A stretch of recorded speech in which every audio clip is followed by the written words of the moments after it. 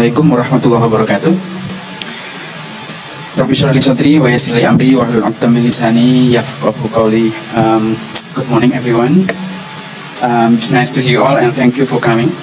Juga terima kasih untuk Datuk Dr. Farouk atas jemputannya dan it's real honor to be here today. Topik yang diberikan untuk saya bicarakan pada pagi ini adalah memikirkan kembali Al-Quran baik sebagai teks ataupun sebagai wahyu. Dibanding tema kemarin, ini tema yang saya kira lebih berat ya. Saya diminta untuk memikirkan kembali tentang Al-Quran lagi. Ini saya kira tema yang tidak biasa, karena Al-Quran itu biasanya kita terima apa adanya, secara taken for granted, dan saya diminta untuk memikirkan kembali. Dan sudah banyak sarjana-sarjana muslim itu yang menderita hanya karena memikirkan kembali.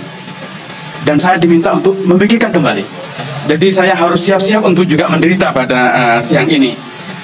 Seperti Anda tahu, salah satu sarjana di Egypt, di Mesir, Nasir Hamid Abu Zaid, itu terpaksa harus exile dan hidup di Belanda, di Nederland, hanya karena rethinking the Quran. Jadi karena ini tuntutan, maka saya harus juga melakukan apa yang diminta oleh Dr. Farouk, memikirkan kembali Al-Quran. Yang akan Anda dengar itu adalah ijtihad saya. Barangkali beberapa hal asing bagi Anda, mungkin juga tidak, tetapi ini sebuah perspektif ya. Dulu ulama-ulama kita itu sangat terbuka dengan keragaman perspektif. Anda bisa lihat misalnya Tabari yang menulis tafsir yang terkenal itu, Jam'ul Bayan fi Ta'wil Ayil Quran. Salah satu ciri dari Tabari, ulama muslim yang menulis tafsir terkenal abad ke-4 atau abad ke-9 dalam tahun Masehi, setiap ayat atau bahkan kata yang dia tafsirkan selalu diawali dengan kalimat fihi ta'wil. Dalam hal ini ada banyak penafsiran. Dan beliau akan sebutkan ini orang yang berpendapat begitu.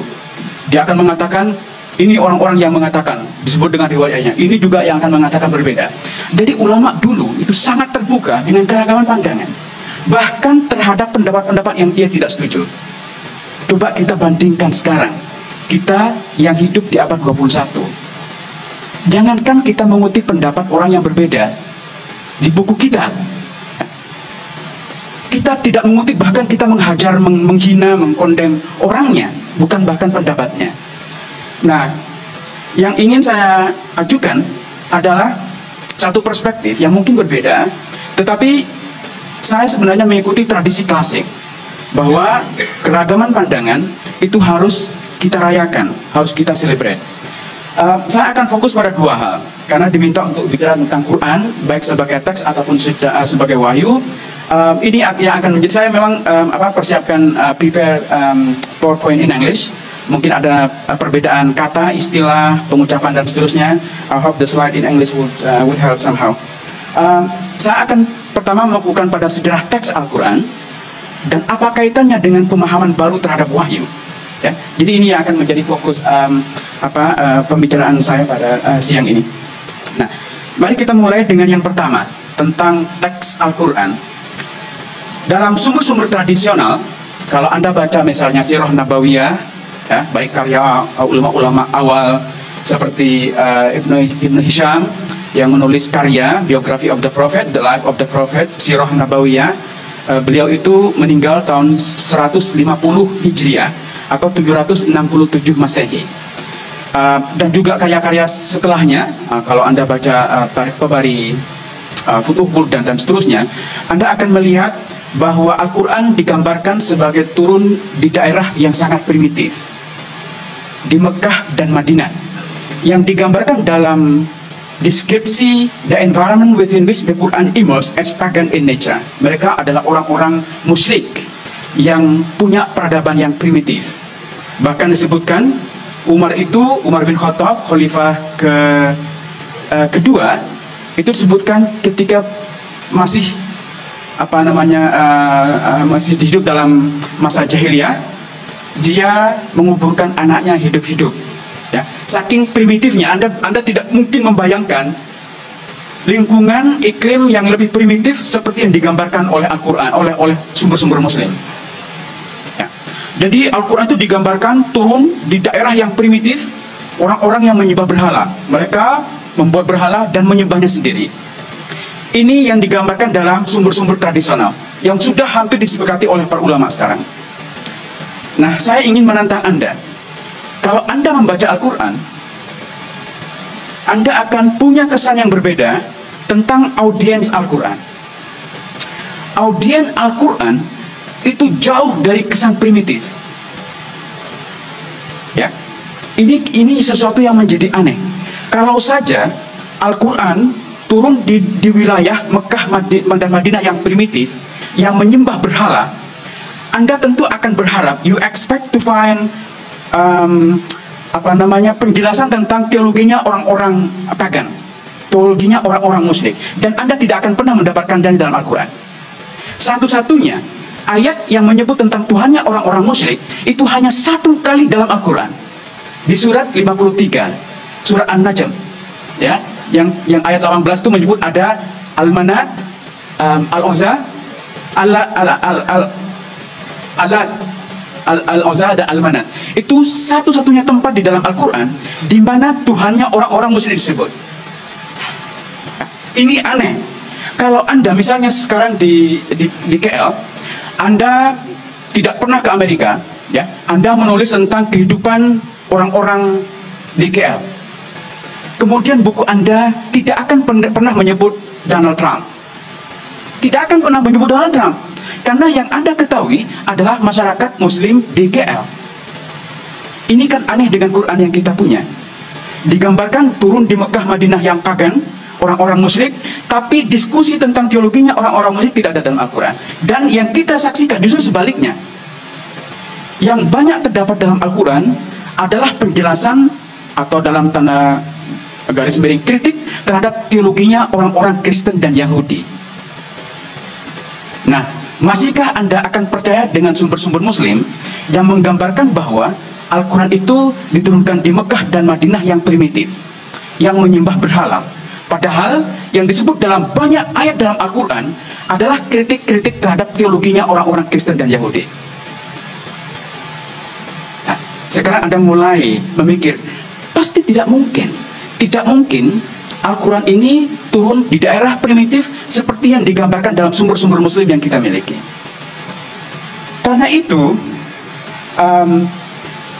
audien Al-Quran pastilah orang-orang yang punya tingkat peradaban yang tinggi, ya, yang terlibat dalam diskusi-diskusi yang sangat ilmiah, yang berdebat secara sangat filosofis. Ya. Saya ingin beri contoh misalnya di surat Yasin. Ya. Surat Yasin itu sering kita baca kalau misalnya ada orang meninggal, ada orang saudara dying, ya, karena memang temanya itu tentang masalah kematian. Ada perdebatan yang sangat filosofis yang sulit Anda akan bayangkan muncul dalam iklim yang primitif, yang paganistik. Di bagian akhir di surat Yasin itu disebutkan man yuhyil izama wa hiya ramim.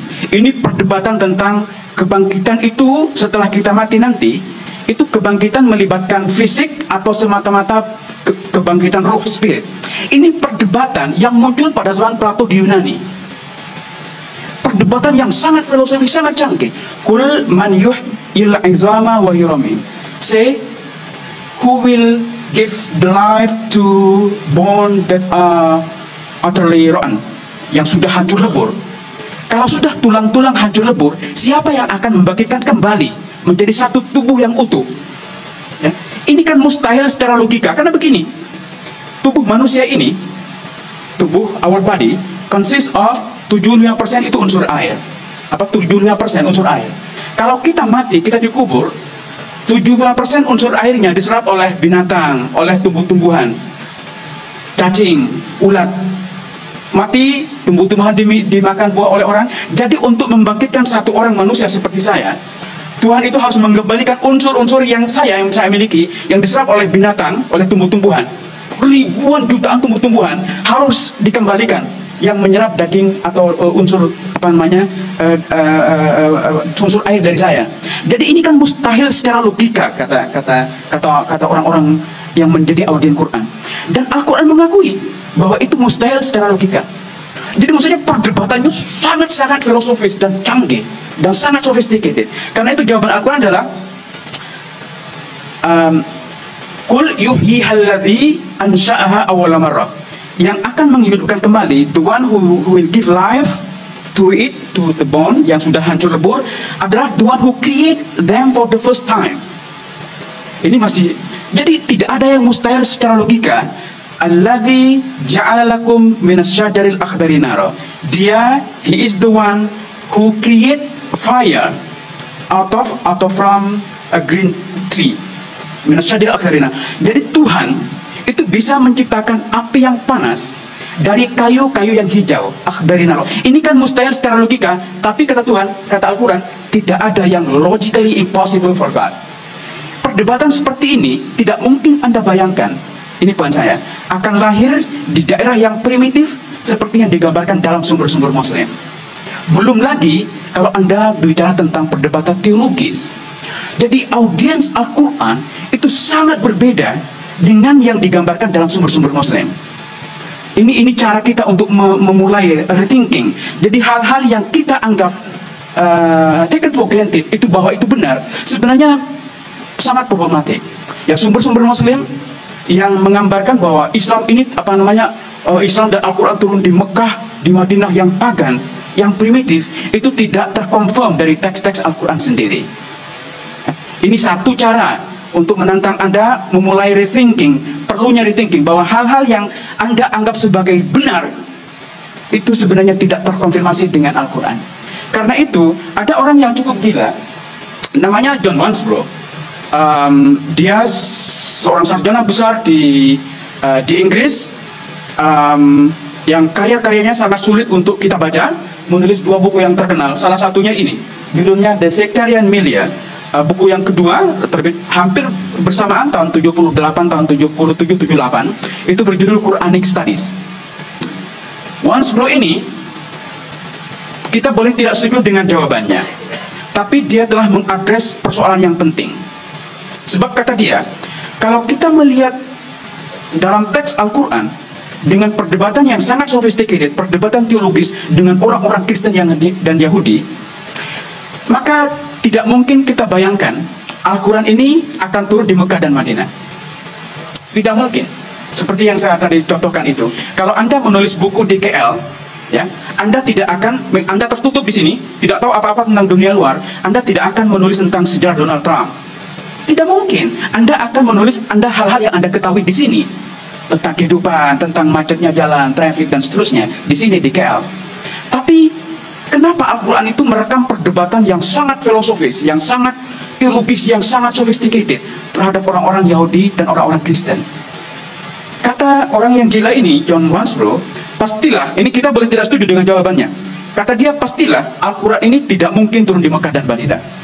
Pada abad ke-6 dan ke-7, daerah yang memungkinkan terdapat perdebatan yang sangat sophisticated, perdebatan teologis, terutama antara orang-orang Yahudi dan Kristen, itu hanya akan terjadi di Mesopotamia. Maka menurut dia, Al-Quran itu pasti muncul di daerah Mesopotamia, di Irak sekarang. Kita boleh tidak setuju dengan jawabannya, tapi dia telah mengajukan the right question. Kalau Anda percaya dengan sumber-sumber Muslim, maka Anda harus bertanya maka sumber-sumber Muslim itu telah berbeda sepenuhnya dengan gambaran yang ada dalam Al-Quran. Nah, karena itu kita perlu rethinking terhadap sumber-sumber Muslim, the Muslim sources yang kita miliki sekarang. Nah, dalam banyak penelitian mutakhir, anggapan bahwa Arabia, Mekah dan Madinah sebagai daerah yang primitif, yang terisolasi dari dua peradaban besar di Bizantin dan Persia, itu sudah mulai questionable, sudah mulai call into question. Jadi kita tidak mungkin lagi membayang, jika kita masih mempercayai bahwa Al-Quran itu turun di Mekah dan Madinah, maka pastilah orang-orang di Mekah dan Madinah itu sudah sangat familiar dengan perdebatan-perdebatan teologis yang direkam oleh Al-Quran. Kalau Anda misalnya lihat bagaimana Al-Quran menceritakan kisah-kisah dalam Bible, biblical figures, biblical stories, biblical narrative, ya, Al-Quran itu tidak pernah menceritakan secara detail. Artinya apa? Artinya, the Quran assume that its audience has already been familiar with the stories. Sehingga tujuan Al-Quran bukan menceritakan cerita demi cerita, tapi supaya audiensnya mengambil ibrah, mengambil pelajaran.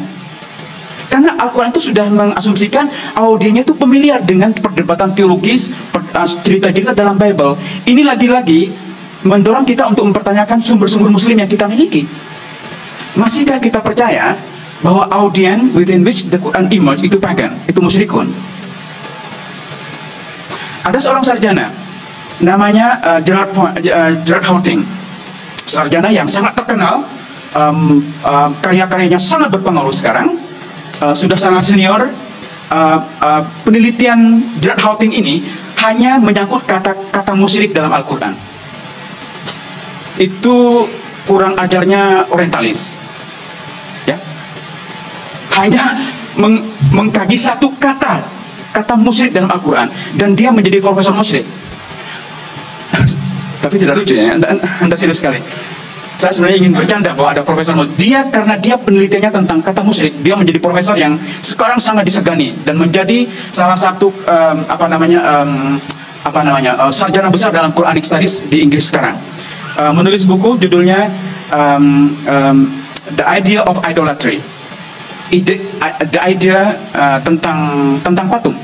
Jadi, karena dia hanya mengkaji tentang kata musyrik dalam Al-Quran dan sumber-sumber Muslim, ya.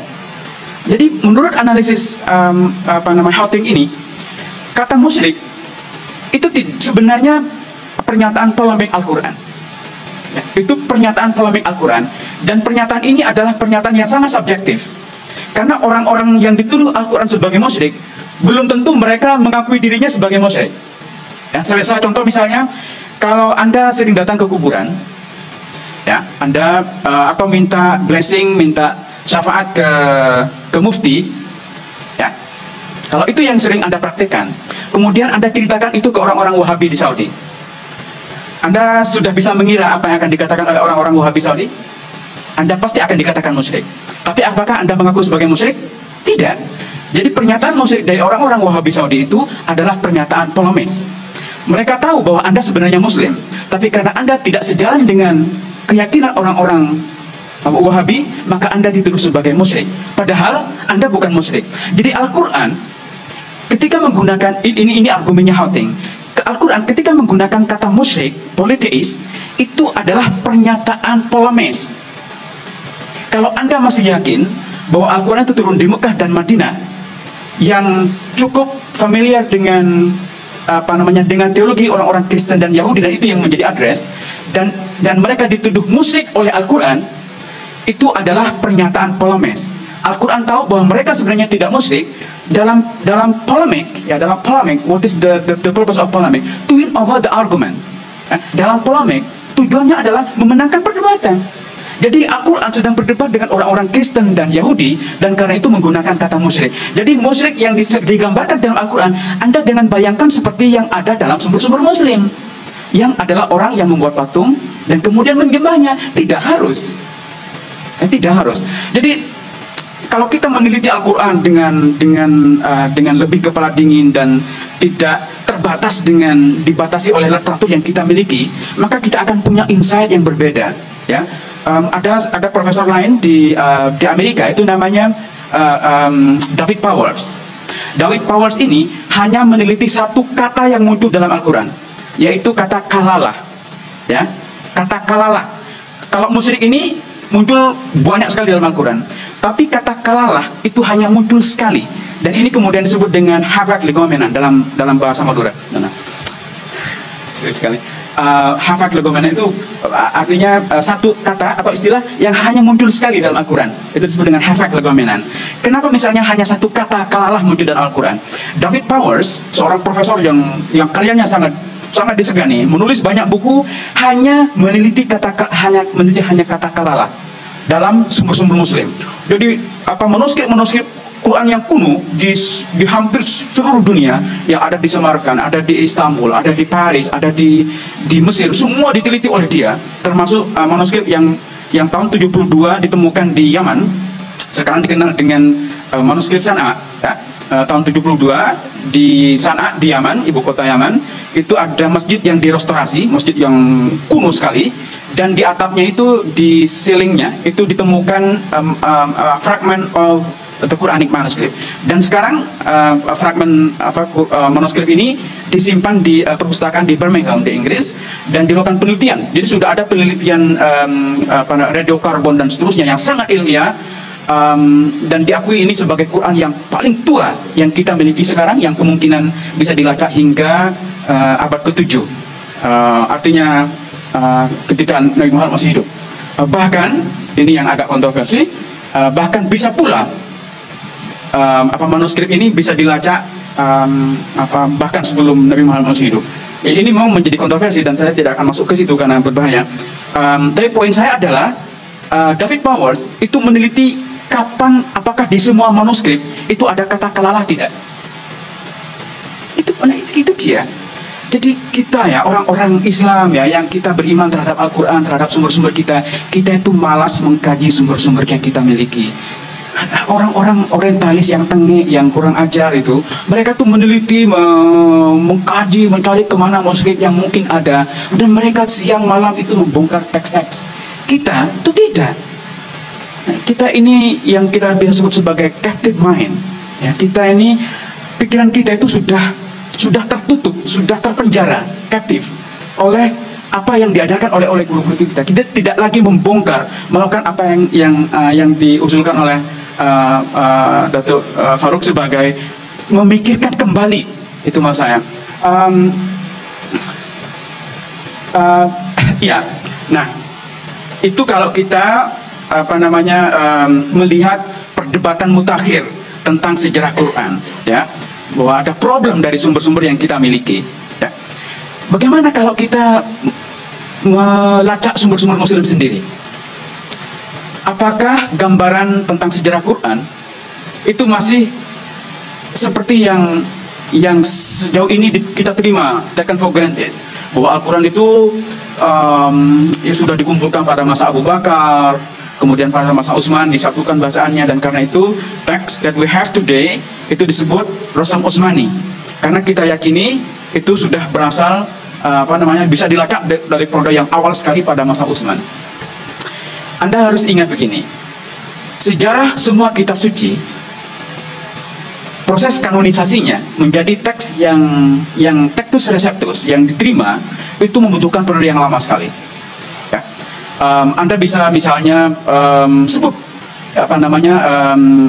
Hebrew Bible, ya, kitab sucinya orang-orang Yahudi, itu butuh berapa ratus ribuan tahun untuk menjadi kitab yang mereka miliki sekarang. Anda sebut apa lagi?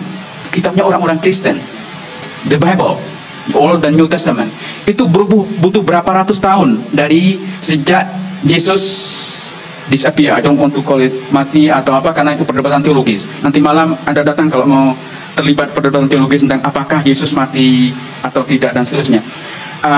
Kita sebut yang netral, disappear. Maksudnya Yesus tidak ada, ya. Berapa puluh tahun, berapa ratus tahun dibutuhkan sehingga menjadi Bible yang mereka miliki sekarang. Nah, pertanyaannya adalah, apakah Al-Quran itu pengecualian? Hanya dalam waktu 3 tahun misalnya, Al-Quran itu sudah menjadi kitab seperti yang kita kenal sekarang. Ya. Kalau semua kitab, misalnya Veda itu dikumpulkan oleh sarjana di Jerman. ini menarik, ya. Ini kitabnya orang Hindu. Itu dikumpulkan belakangan abad ke-18. Dan yang mengumpulkan itu bukan orang Hindu sendiri, yang sekarang dianggap sebagai kitab suci. Jadi proses kanonasi teks menjadi kitab yang diterima di setiap agama itu membutuhkan proses yang panjang sekali, ratusan bahkan ribuan tahun, proses menjadi kitab yang kita miliki. Apakah Islam pengecualian? Kalau Anda membaca sumber-sumber Muslim yang kita diajari oleh guru-guru kita, maka jawabannya iya.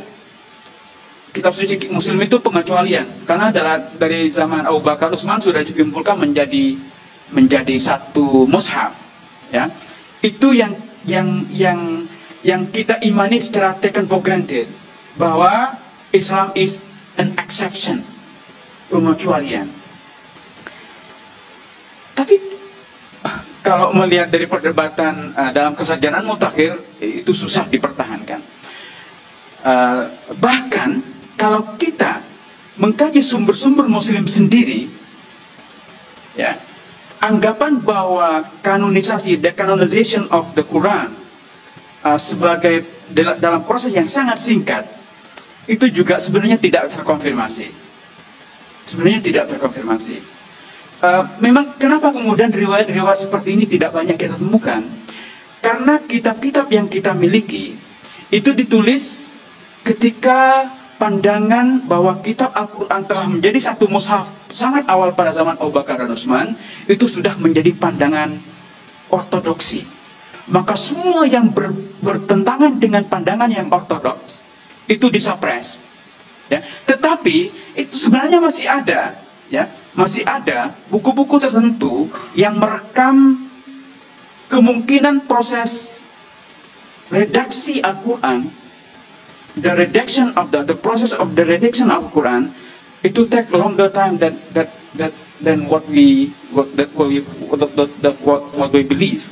Salah satu kitab yang saya kira menarik, yang jarang dikaji, itu ditulis oleh Ibnu Abi Dawud Al-Sijistani, menulis kitab yang berjudul Kitabul Masahif. Ya.